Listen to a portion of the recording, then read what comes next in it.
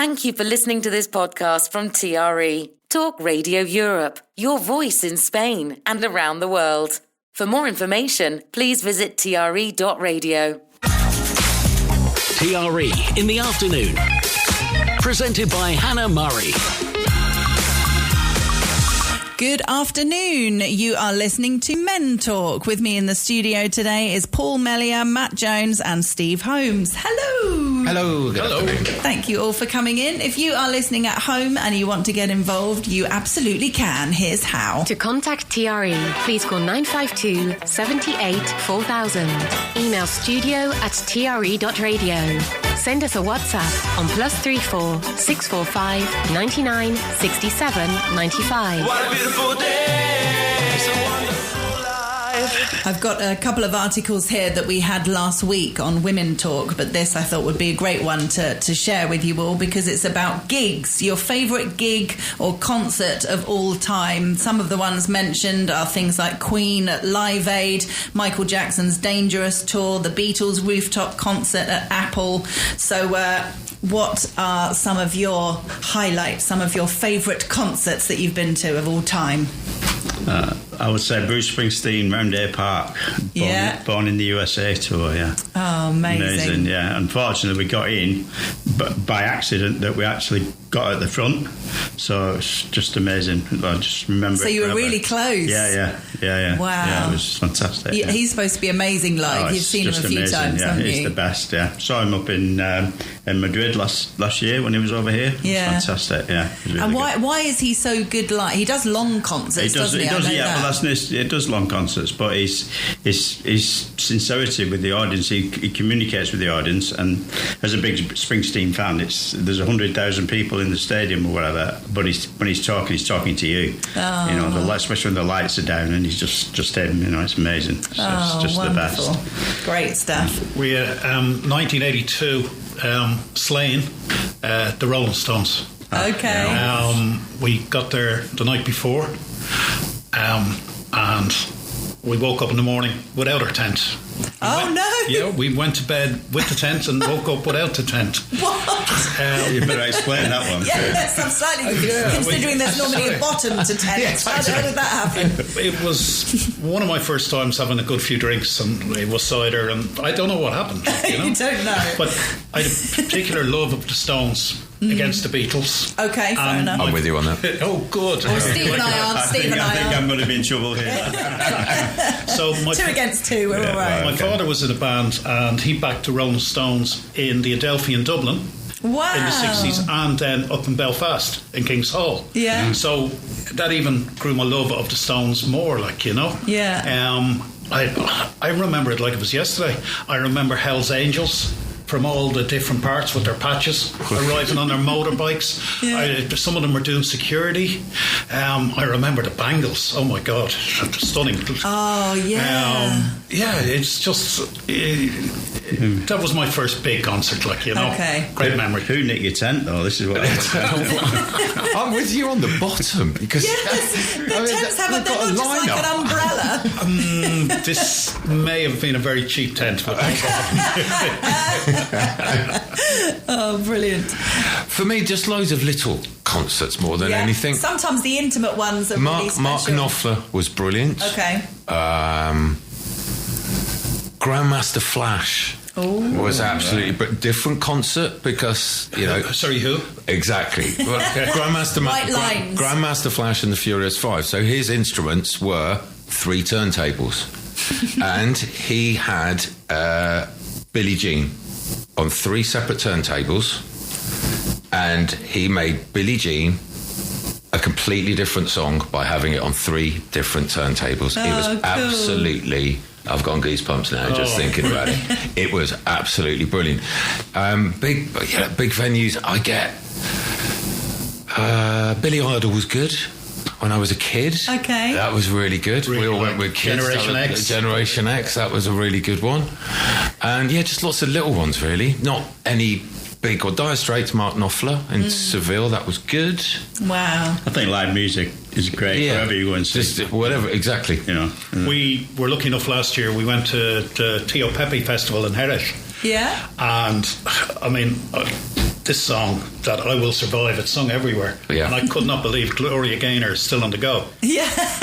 I mean, myself and my wife, I think we spent the whole concert saying, sing the song, but it was brilliant. Also, Tony Hadley in Puente Romano. Yes, I was there for that. Okay. That was great. I was hoping he wasn't past it. He was really good. He sang Gold twice. Yeah. Okay. That was a great venue. That was a great concert. You were there, Hannah? Yeah? I was there, yeah, I remember it well. Yeah, I've seen some brilliant concerts at the Puente Romano. I saw Tom Jones there as well. I got on stage with, now his name's disappeared from my head, Chic, the guy from Chic. Exactly. I got on stage with them because they asked for some people to get... Noel Rodgers, thank you very much, to dance to Good Times, and me and various friends of mine all got on stage and we were dancing. See, we are lucky, aren't we? With Yes. the concerts we can see here. So Buena Vista Social Club I saw at the big event that we get here up in the mountains. Yeah. That was very good. And what's his name? Oh, he was in Blackadder.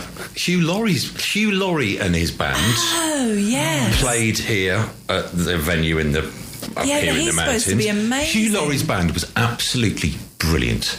Absolutely fantastic. Yeah. I mean, I was like, okay, I'll go. Expecting, I'll just go. And it actually blew me away. Yeah. So sometimes the concerts that you go to, you think are just going to be all right. I love that. That was absolutely amazing. I love that, actually. Yeah, I've been to a few concerts where I've only known one song and thought, this is going to be a bit dull, and then they're so good you end up wanting to buy the album or downloading a load of their music, and I love that. I think that's really good. I think it's really good as well when they actually communicate with the audience. Yeah. I've seen a few names of people, or named people who just go through the routine of Van Morrison just singing, and that's it. Yeah. Couldn't give a thing about the audience. Yeah, like the Coldplay camera, the way that has served the world. That's helping and getting in with the audience. Well, on the Van Morrison, we got tickets and they were dear to Starlight to see Elton John. Mm-hmm. And Elton was in a mood. He was in a mood when I watched him as well. Must be he arrived late. You arrived late at the one I went to. Exactly on time. I just walked off. Really? And he was good, but he was grumpy. I've got a photograph of Elton telling me to F off. Yeah, so it was the first concert I went to when I moved here back. So this would have been probably about 2005 when I went for an interview at the radio station. Mary Harbo said to me, "Do you like Elton John?" And I thought, is this a trick question? I thought, what am I supposed to say? It's just part of the interview. I know, exactly. And I was like, yeah. And she said, because he's performing this weekend. There's a concert at the Mijas Hippodromo. And she said, would you like to come? And I was like, absolutely, I'd love to. That's amazing. Thank you so much. This is before offering me the job. But then I got the job, obviously. So a load of us from REM, as it was then, went to Elton John. And I got introduced to Johnny Gates, the photographer. And because I had a big camera at the time and was looking for, wanting to get into photography a bit more. So Mary introduced me to Johnny, and he said, "Oh, come with me." So he took me into the photography pit at the front. And Elton was late, but then when he got on stage, there was this big announcement that you could members of the press could only be in the front for the first 3 songs, and after the third song, everybody had to move. So the third song had finished, and I said to Johnny, "Oh, we've got to go now." They said, and he said, "No, stay here." And I was like, "No." They said, I was like 25, I was like, "No, we have to go. We're not allowed to stay here." And he said, "Oh, stay here until they tell us to move." "Really?" Yeah, I do it all the time. I was like, "Okay." So we carried on taking photos of Elton, who's on his piano and like giving really evil looks to me and Johnny and other people that stayed in the pit. And then eventually he stood up, told us to F off and get out of there, and stormed off stage. And I got a great photo of him saying that, and all the audience went "Eee!" like that, because he had a real hissy fit. Yeah, right, tantrum. Yeah, so that was fun. Okay. Moving on to something entirely different. Our first phone. Old phones are cluttering up drawers, with 1 in 3 of us reluctant to part ways with our first mobile. Apparently, it's really common to keep hold of your first mobile. I've got loads. Yeah? Your first one? Not my first one, but my first one was an NEC P100. We were just I having don't this even thing. remember that. Exactly. It was like one. So you had the brick ones that we all know. Yeah. It was the ones that came after the brick. So it was 40. I think I just said it was 47 pence a minute to make calls. I can't believe you and remember 27 pence a minute to receive calls. At that price, you're not going to forget. Yeah, totally. that. No, quite. Yeah. And it was a lovely. So that one's gone, but then I've kept all my. So I've got my Sony. I've got my Mars Bar phone, as they were called. They were about the size of my Sony Mars Bar. I've got my Nokia Flip, my Nokia banana phone from. I've got my Nokia 3310s. God, got some old Sony ones, but you never know. You never know. Just they're just there in a drawer. One day, are they going to be worth something? Oh, I see. All you need now is to find the chargers that go with them. That's true, mate. That's very true, actually. Exactly. I literally went from Nokia to iPhones. I've had all the Nokias and big iPhones. move. Yeah, but they once you get used to the operating system, you know, I look at friends' Samsungs and I'm like, it's the same with me with like iPhones. What? So you're What Samsung, rubbish. are you? No, I'm Androidy. Oh, Android. But yeah. What about BlackBerry? Oh no, I never. No, the buttons were when tiny. I look at one now, I think, How are you supposed to type with them? I know. Get it. Toffee The penny buttons thumb were so fingers. small, weren't they? I was just thinking that was probably the most useless phone, the BlackBerry. Yeah. But I was saying to the lads, I had a Motorola flip phone. Nice, yeah. Oh, loved it. Yeah. And it could take a picture or do a video. Now, the quality was terrible. But the boys down in Real, Marbella, had won a paddle tournament. And I had it on video. And I never want, to throw the phone out. Yeah. But I just remember the Motorola, to me, it was so cool. Yeah. It was like, what did they use in Star Trek? Star. Yeah, totally. Exactly. The communicators. Yeah, beam me up. But I think I've only got like my last two phones, I reckon. I haven't got like a whole drawer full. Oh, Have you got loads? With four of us at some time in the house, all with phones.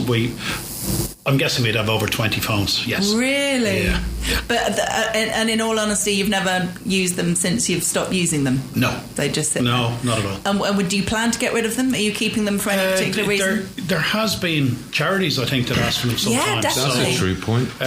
Yeah, probably. Obviously, there's a lot of them because some of them are modern, would have pictures on them, and Yeah, you want to make sure you've got rid of all the personal information, don't you? well, I'm not afraid. No, no.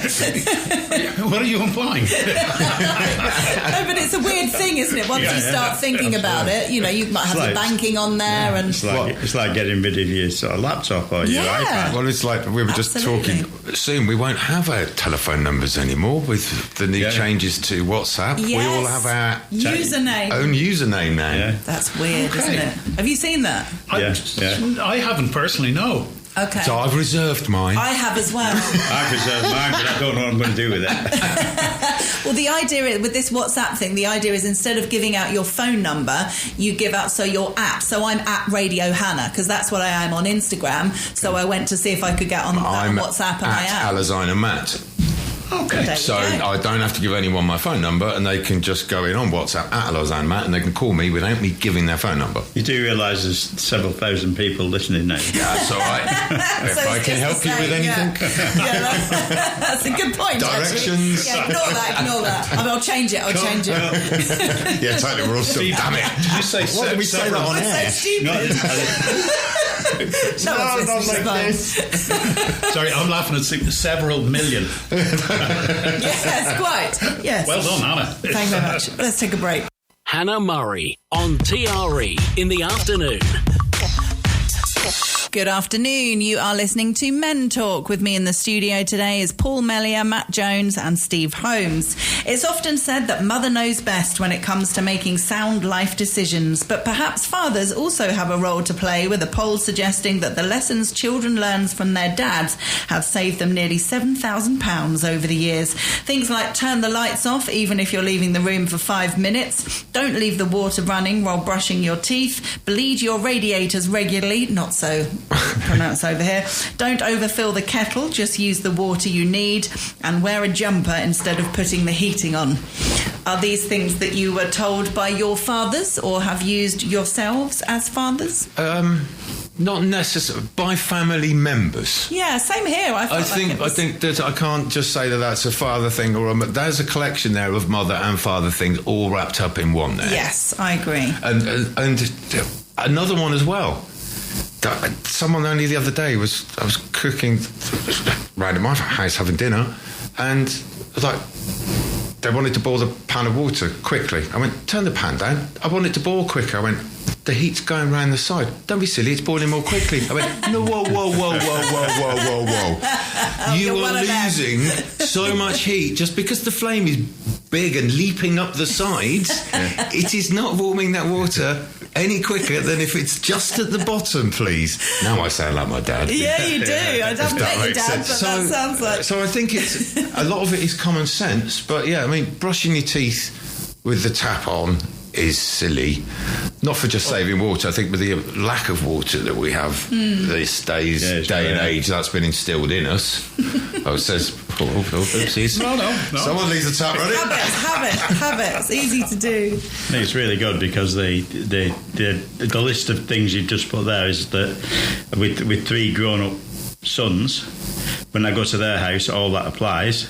But when they lived at my house, none of that applies. Dad's here. We go, Dad, turn the tap off. You're cleaning your teeth. Yeah, exactly. You just left the lights on. What the hell? Or as my dad used to say, it's like living in Blackpool. Yes, exactly. All the lights. I worked with my dad, so in a family business. So obviously, I did take his advice and learned a lot of lessons from it.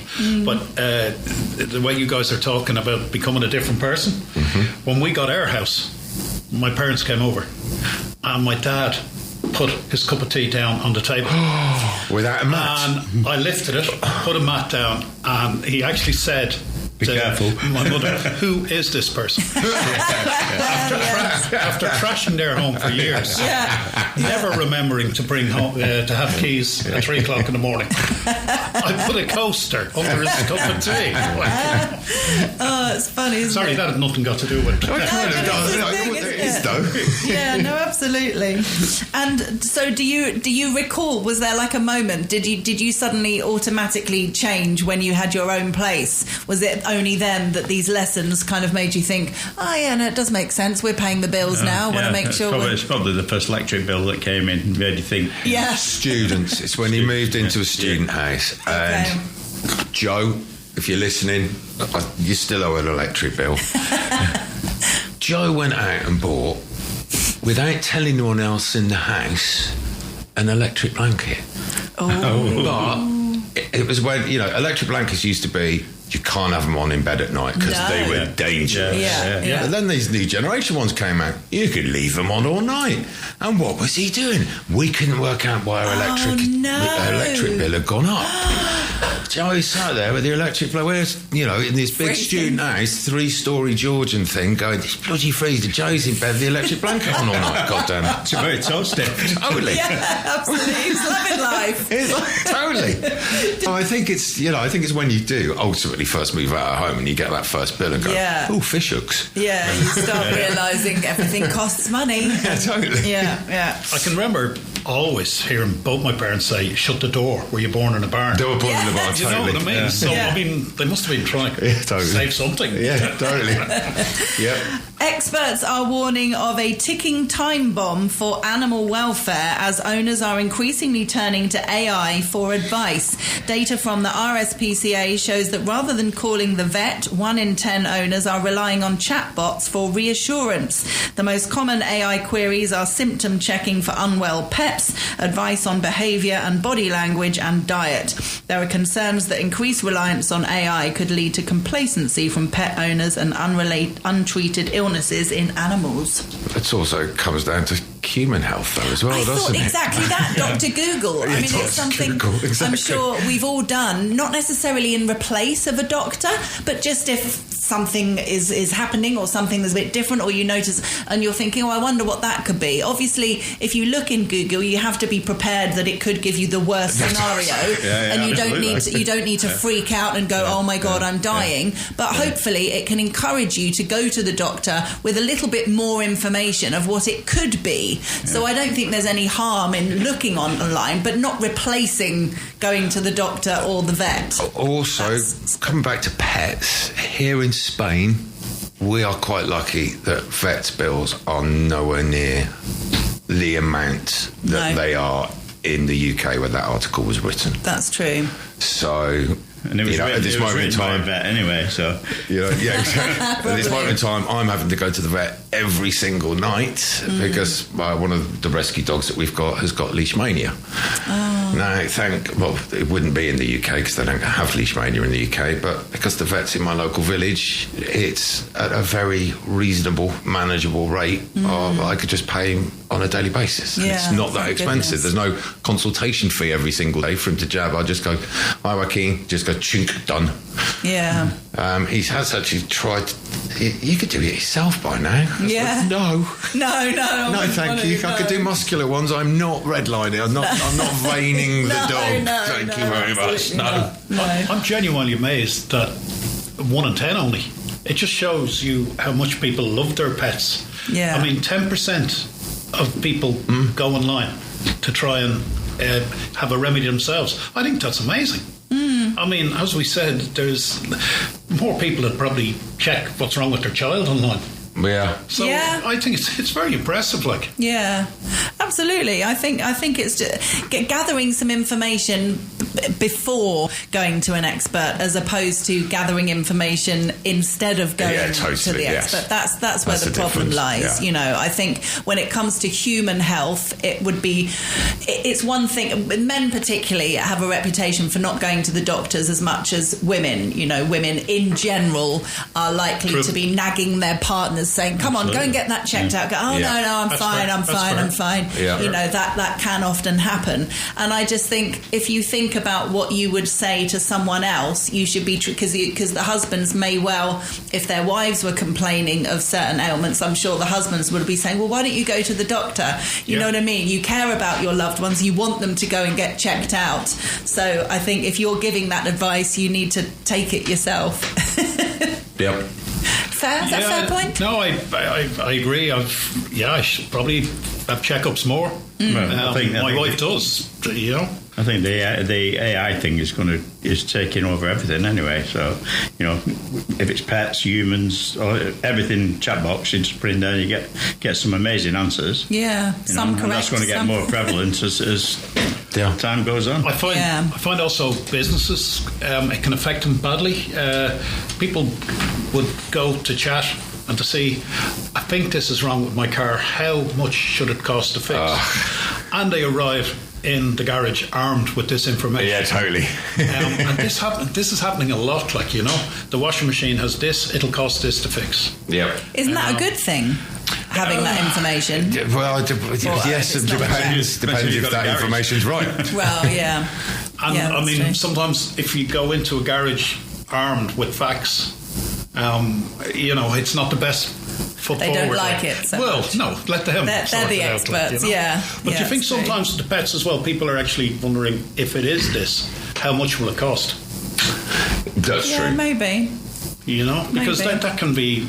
We have friends that have animals and they love them as much as children. Yeah. And we've had friends over the years that have had some incredibly expensive bills. Yeah. And they didn't think about it. They didn't blink. No. You know? No, exactly. I'm amazed always. I'm bowled over with that people can love an animal that much, like, you know. Yeah, they become part of the family, don't they? You know, it's the idea. It doesn't. You wouldn't even question it if a vet's bill is a lot of money. You'd think of it as if it was a child or a sister. We don't or whatever. have kids. My girlfriend and I, we don't have kids, but we got 6 dogs, 6 cats, and a goat. And, wow. You know, they are collected. They're our kids. They're your kids. Really. Yeah. I mean, particularly the goat is literally a kid. Sorry. He is. Oh, that is a good one. Thank you. Thank you very much. Broken leg was the most expensive. That was 1,500. Oh wow. And there's no group insurance for... To be fair, this goes back to the point I said before. Touch wood. With Spain, vet bills aren't as ridiculously expensive as they are in the UK. No, so it's all kind of doable. You know, my little local vet in the village is cheap as chips. So this jab I'm having this evening, it's €5 a day it's costing. Oh, wow, that's amazing. Which in the UK, you know, add a zero on. Basically. So, you know, and I live inland. You know, veterinary care in Spain is cheaper, definitely, than the UK. So... and that was an emergency operation. He completely slapped his leg. He was running around in the night time, and all of a sudden I heard this howling howl. God. Took him to the animal hospital in Aloreno Grande, which is 24 hours. Pioneering surgery. They put 4 pins in his leg. Wow. And, you know, padded it all up. Brilliant bit of surgery for, I think it was 1,300 plus EVA, so 1.5 it came out with other bits and pieces. It makes you realise how much that would have been in the UK, because that's still a substantial amount still, here. You know, touch words, like I say, day-to-day things with jabs for rabies and things like that, it's not covered by insurance. No. Okay. You're only covering for really like an accident like that, or you know, cancer or stuff like that with animals, and then you know, then you go for that quality of life. Going off on a tangent, then you go for that quality of life. We know the dog's got cancer. The dog doesn't know the dog's got cancer. So then you just treat the pain threshold on it rather than putting an aging dog through chemotherapy. Yeah. So that's what we're doing in one of ours at the moment. Did we make that choice? Do you take the leg off because of where it was? Do you go for chemotherapy? Then it wasn't the money. I'd have sold my house if needs be. Going back to your point before, but then it's going to the quality of life. The dog doesn't know, she doesn't know she's got cancer. No. She's still leaping around with all the other dogs when she can. You can tell she's in a bit of pain, but she's on pain medication. Yeah. So went off on a tangent. We better take a break. Hannah Murray, TRE in the afternoon. Good afternoon. You are listening to Men Talk. With me in the studio today is Paul Mellier, Matt Jones and Steve Holmes. This is an article again from last week, but I thought I'd redo it with you guys. Holidays becoming a luxury for many families as rising living costs in Spain reshape travel habits. Just from the point of view of, having less money because of rising costs and rethinking holidays instead of having a 2 or 3 week holiday that we might have been used to at school, maybe on the school holidays and going away with our families for longer periods of time. Maybe taking shorter breaks. We love a weekend break, for example. The idea of going away for 1 or 2 nights, either in Spain, because it's a massive, beautiful country with so much to see, or different city breaks around Europe. So you don't necessarily need to take any time off work, so you're not losing income. And hopefully you can do it for relatively cheap, as opposed to spending thousands and thousands on a 2 or 3 week holiday. Totally. I think if you're willing to put in the work online, checking things out, booking.com, and you know, you don't have to go to Puente Romano every night. No. No offense to Puente Romano, but you know, you can eat well here. Yeah. For very little. You can drink well for very little over here if you know where to go. Yeah. I think at the moment probably accommodation is a real problem. Yeah. And the cost of accommodation for people. You can still have a good night out for very little money, what I mean? And some people say you can have a good night without a drink, as well. Some people do. Yeah, but accommodation, looking at capital cities, particularly around Europe at various times of year, it's really difficult to find a hotel, even a 3-star, I'm not talking about 5-star hotels, half-decent accommodation for under €250 a night. Yeah. It's really difficult, looking at Madrid to go up for a concert and things like that. Yeah, if you're looking at 100 odd euros for the concert, if there's 2 of you, that's 200 or so. And a night in a hotel, 250 euros. The petrol there and back, another 100 euros. You're like 600 euros to go to a concert. It's kind of crazy. I keep saying to my girlfriend's Spanish, and I keep saying to her, and there's an advert that keeps popping on Spanish TV at the moment from the tourist board of Extremadura. Oh, nice. I want to go to Extremadura. Yes. Well, they always sell it well in these TV ads, don't they? Everywhere looks great. It's buttered next to Portugal. It is the cheapest, I believe it is. It's one of the cheapest. It's one of the poorest parts of Spain. Yeah. So you can have a really good holiday in Extremadura.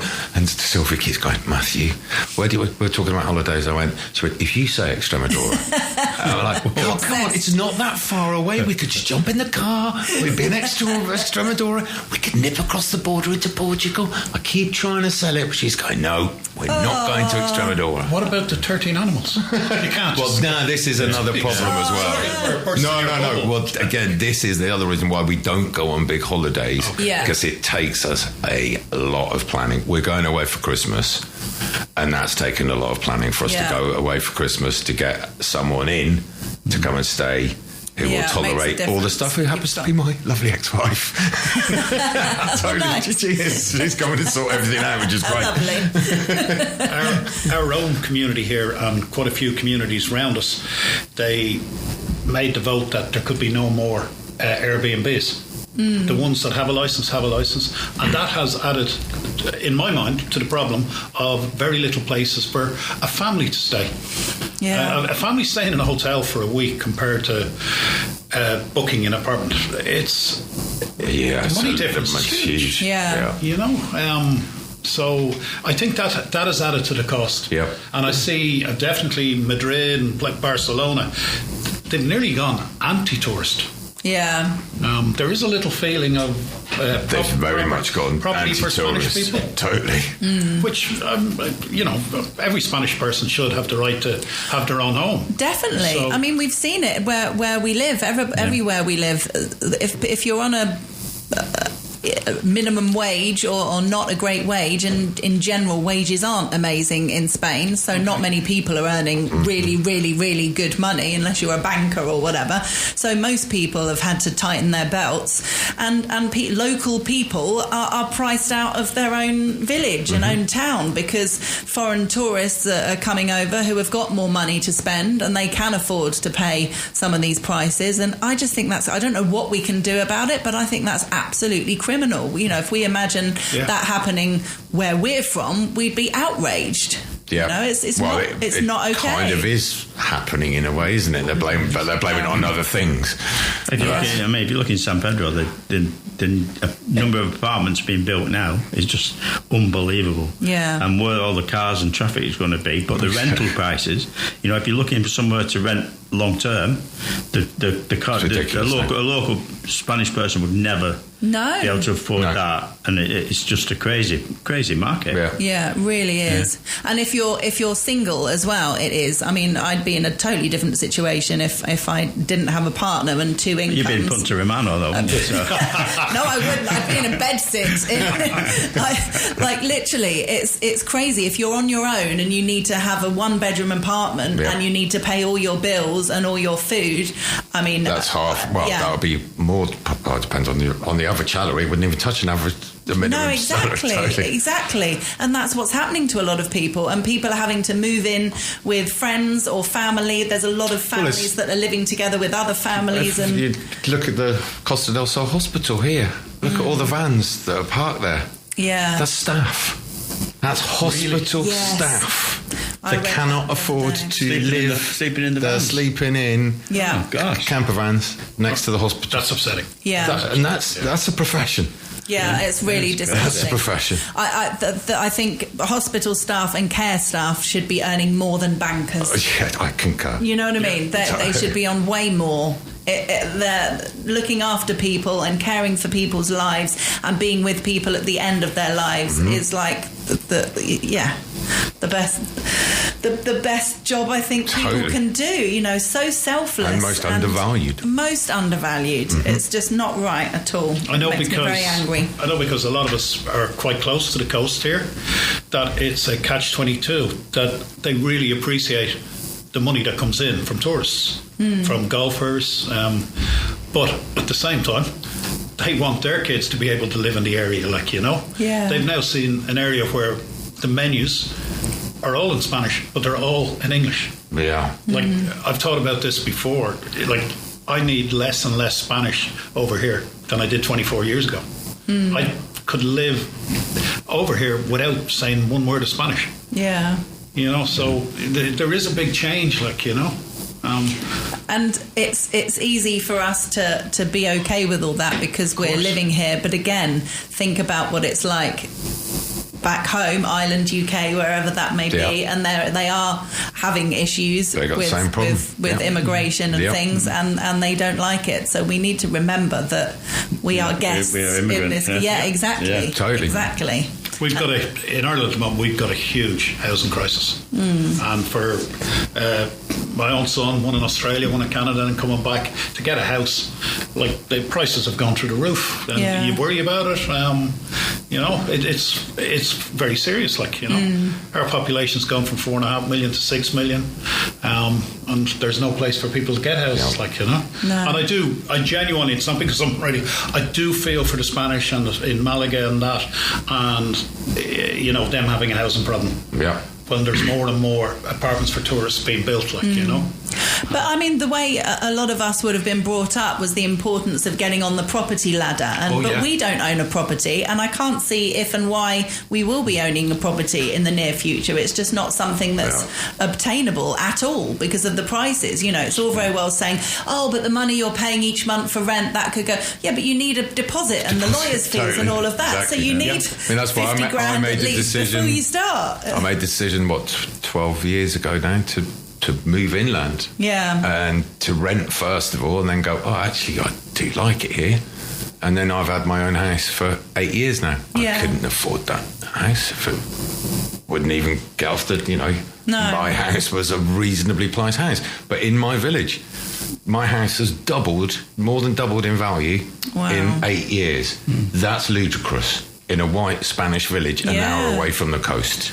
Yeah. And the prices have more than doubled. So, yay for you, though.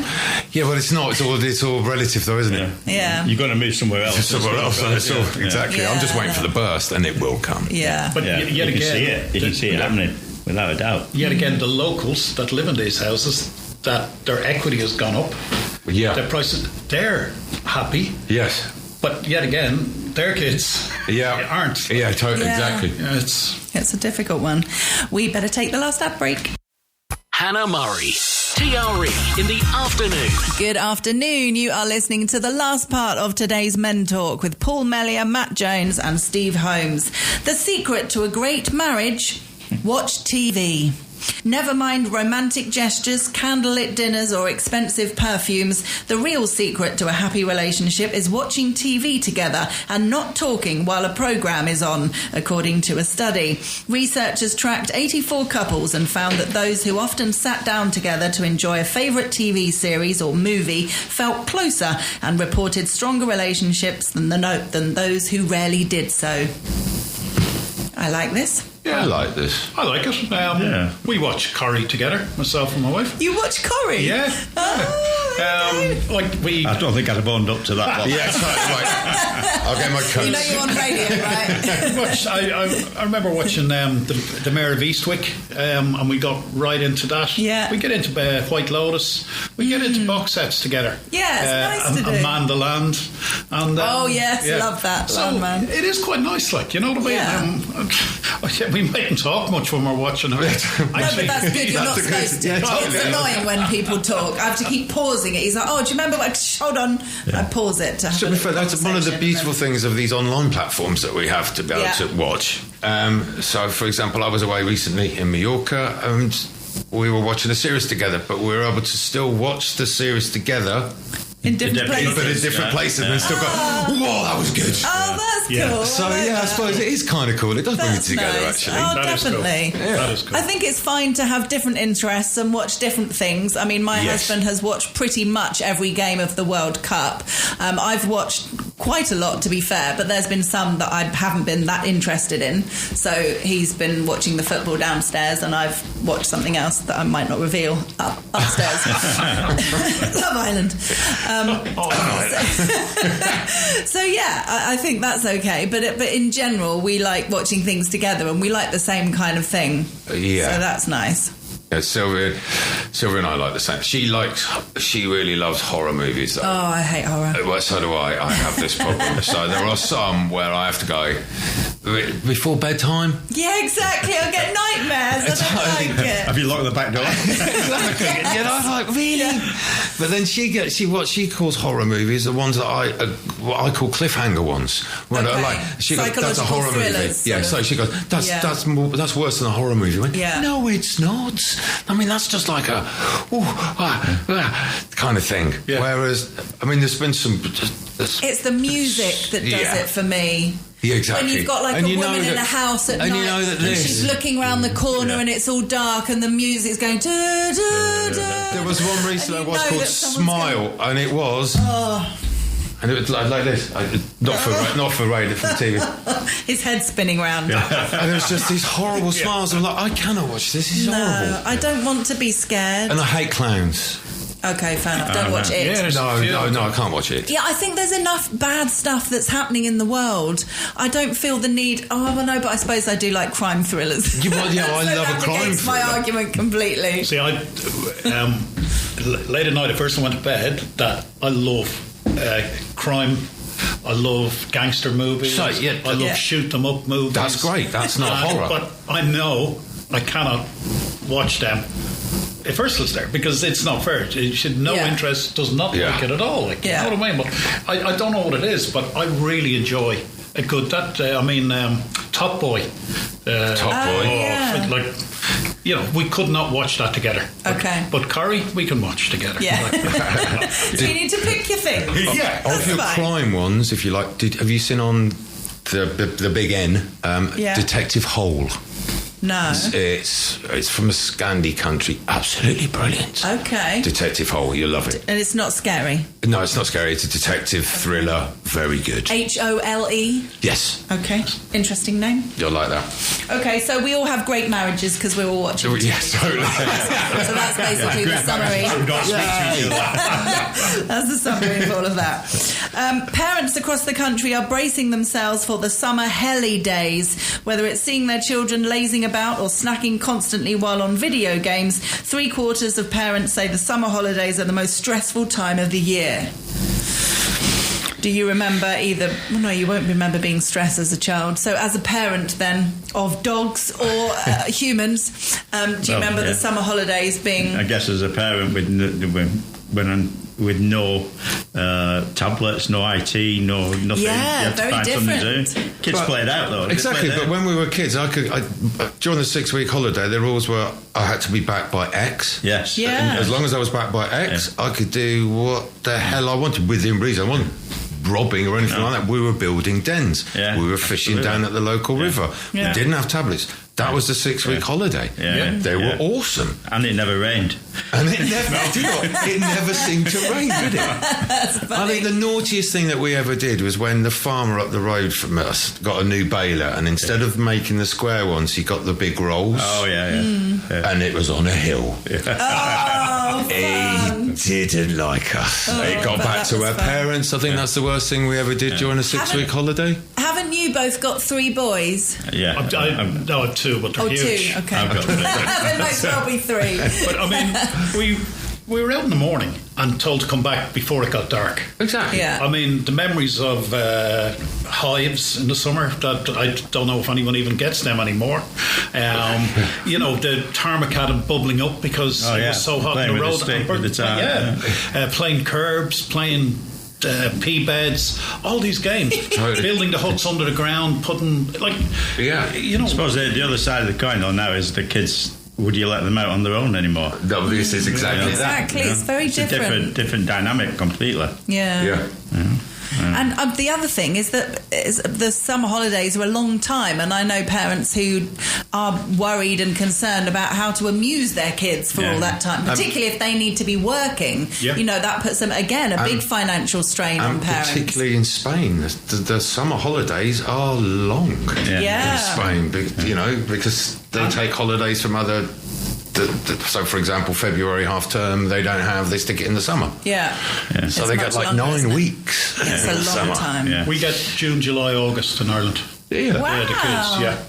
The kids, the kids aged 13 and above. Yeah. So it is a long time. Oh, So it really is a long as I say, time. particularly if both parents are working, that's a real issue. Yeah. Like, I don't know how parents do it. If both parents are working and they can't afford to get help, you'd hope that you've got grandparents or friends with kids that aren't working, the parents that can look after the kids. I mean, otherwise, it's unimaginable.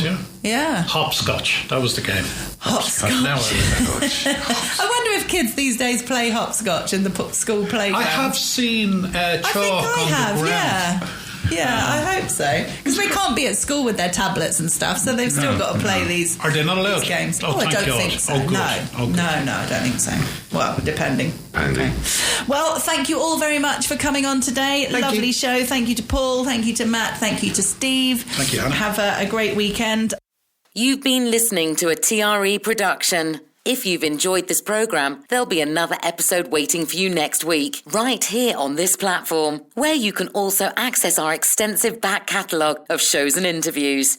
For more information on our live programming, social media channels and apps, and how to contact Talk Radio Europe, please visit tre.radio.